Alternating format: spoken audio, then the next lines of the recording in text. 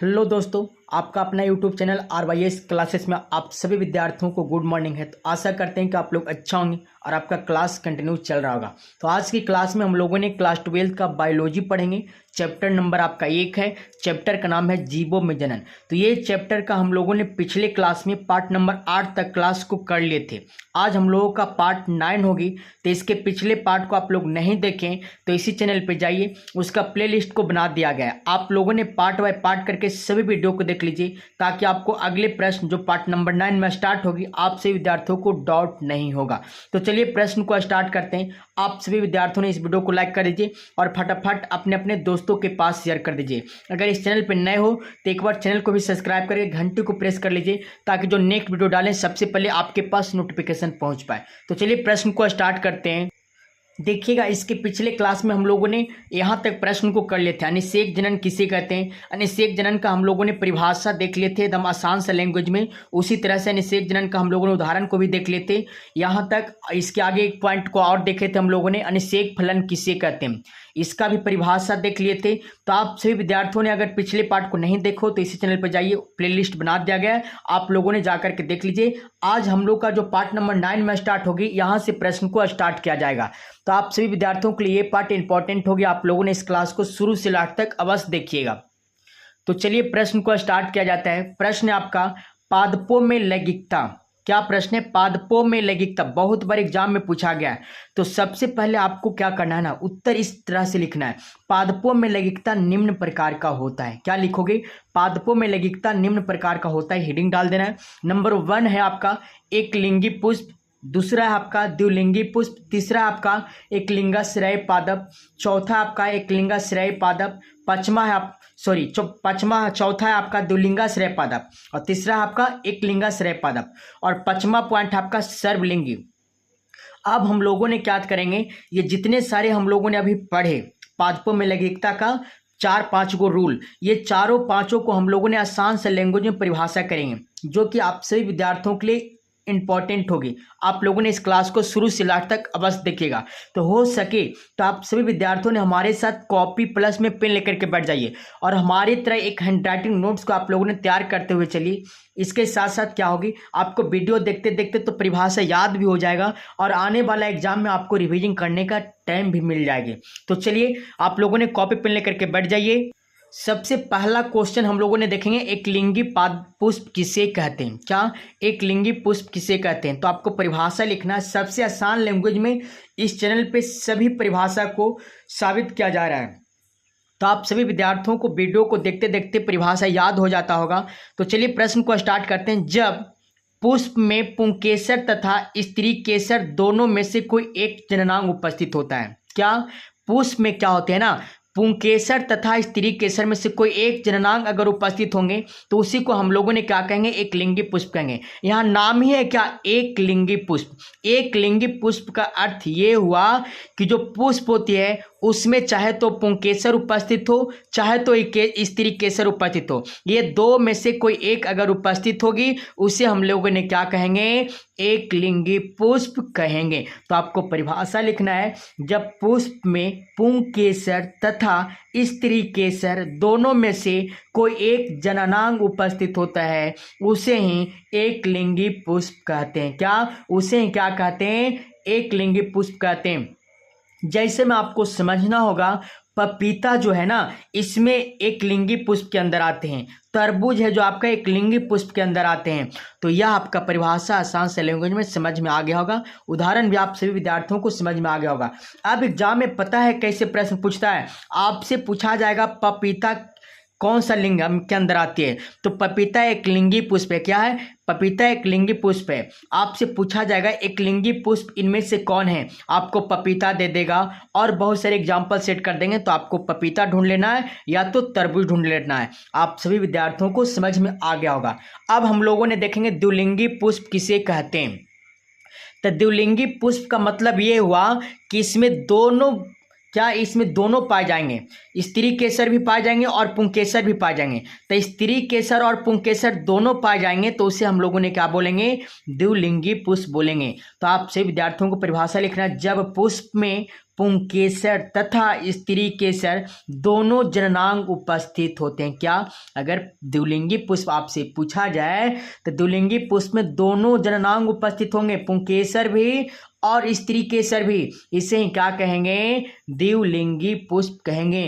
तो आपको परिभाषा लिखना है, जब पुष्प में पुंकेसर तथा स्त्री केसर दोनों जननांग उपस्थित होते हैं उसे ही क्या कहते हैं? द्विलिंगी या तो उभयलिंगी पादप कहते हैं या तो पुष्प कहते हैं। आप सभी विद्यार्थियों को समझ में आ गया होगा।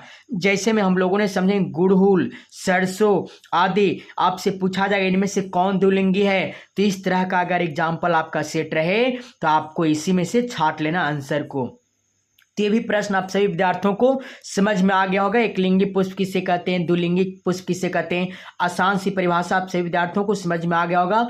और मुझे 100% विश्वास है कि आप सभी विद्यार्थियों को याद भी हो गया होगा, क्योंकि इतना आसान से लैंग्वेज में इस प्रश्न को, इस परिभाषा दिया गया है। चलिएगा अब हम लोगों ने अगला प्रश्न को देखेंगे। अगला प्रश्न अब आप सभी विद्यार्थियों के लिए होगा, एकलिंगाश्रय पादप किसे कहते हैं? क्या? एकलिंगाश्रय पादप। तो जब नर तथा मादा पुष्प पृथक पौधे हो जाते हैं, क्या हो जाते हैं?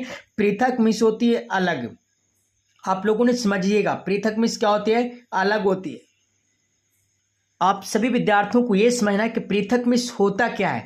तो पृथक मिस होती है अलग होना। तो जब नर तथा मादा पुष्प पृथक पौधे हो तो क्या हो?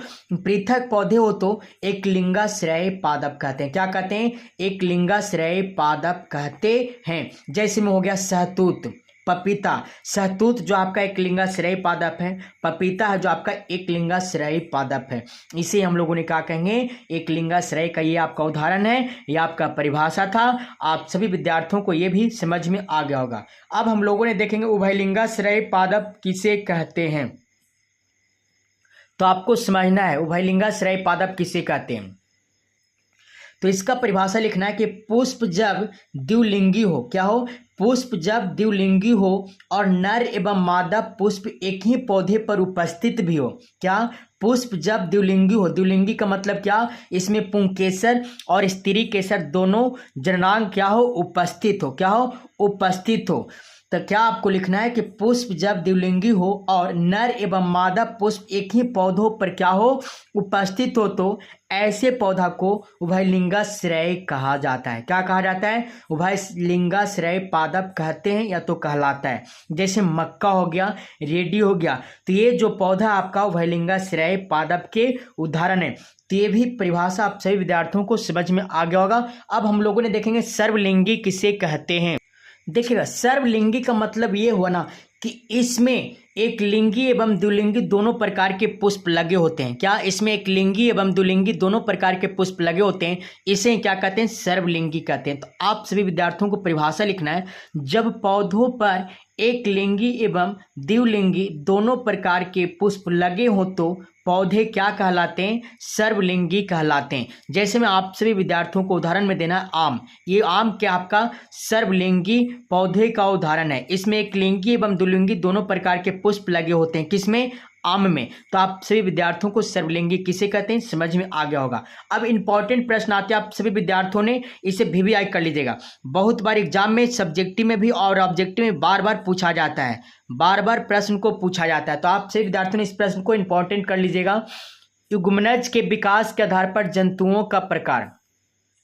युग्मनज के विकास के आधार पर जंतुओं का प्रकार। तो उत्तर में आपको लिखना है, युग्मनज के विकास के आधार पर जंतुओं दो प्रकार के होते हैं। कितने प्रकार के होते हैं? युग्मनज के विकास के आधार पर जंतुओं दो प्रकार के होते हैं। नंबर 1 है आपका अंडप्रजक और नंबर 2 है आपका सजीव प्रजक। तो सबसे पहले हम लोगों ने परिभाषा देखेंगे कि अंडप्रजक किसे कहते हैं, उसके बाद हम लोगों ने देख लेंगे सजीव प्रजक किसे कहते हैं। तो आपसे विद्यार्थियों को अपने अपने कॉपी में हेडिंग डालना है, अंडप्रजक प्राणी किसे कहते हैं।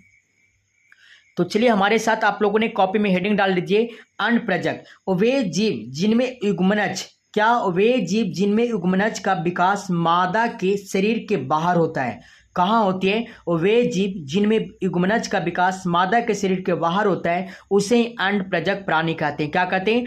अंडप्रजक प्राणी कहते हैं। जैसे मेढक हो गई, मेढक क्या है, मेढक जो होती है ना, इनको युग्मनज का विकास मादा शरीर के बाहर से होती है, इसी को हम लोग क्या कहते हैं, अंडप्रजक कहते हैं। पक्षी हो गया, पक्षी एक अंडप्रजक प्राणी होती है। तो आप सभी विद्यार्थियों को अंडप्रजक किसे कहते हैं, इसका एग्जाम्पल के माध्यम से परिभाषा आप सभी विद्यार्थियों को याद हो गया होगा कि वे जीव जिनमें युग्मनज का विकास मादा के शरीर के बाहर होता है उसे क्या कहते हैं, अंडप्रजक प्राणी कहते हैं। उसी प्रकार से हम लोग नेक्स्ट परिभाषा को देखेंगे, सजीव प्रजक प्राणी किसे कहते हैं। आप सभी विद्यार्थियों ने कॉपी पर इसे नोट कीजिएगा। सजीव प्रजक प्राणी वे जीव जिनमें युग्मनज का विकास मादा के शरीर के अंदर होता है, कहाँ होता है, अंदर होता है, उसे सजीव प्रजक कहते हैं। और वे जीव जिनमें युग्मनज का विकास मादा के शरीर के अंदर होता है उसे ही सजीव प्रजक कहते हैं। जैसे में मनुष्य हो गया, बंदर हो गया, गाय हो गया, खरगोश हो गया, इसी तरह से और बहुत सारे एग्जाम्पल होंगे जो कि सजीव प्रजक का ये सब क्या है, उदाहरण है।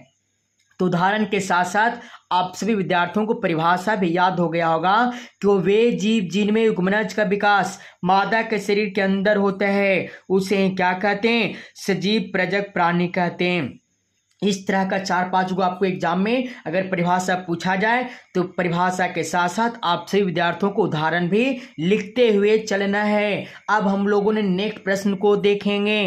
नेक्स्ट प्रश्न आपका जंतुओं में लैंगिकता।